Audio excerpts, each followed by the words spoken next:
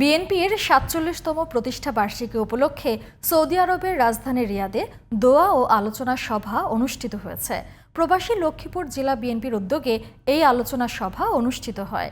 রিয়াদের স্থানীয় একটি হোটেলে আয়োজিত এই সভায় সভাপতিত্ব করেন রিয়াদস্থ লক্ষ্মীপুর জেলা বিএনপির সভাপতি হাবিবুর রহমান হাবিব। বিএনপির সাধারণ সম্পাদক মোল্লা হাবিবুর রহমানের সঞ্চালনায় প্রধান অতিথি ছিলেন সৌদি পূর্বাঞ্চল বিএনপির সাবেক সহসভাপতি মোহাম্মদ আল মামুন।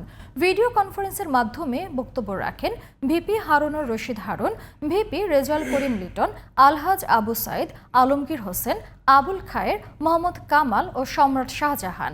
এছাড়া উপস্থিত ছিলেন লক্ষ্মীপুর জেলা বিএনপির অঙ্গ সংগঠনের নেতাকর্মীরা।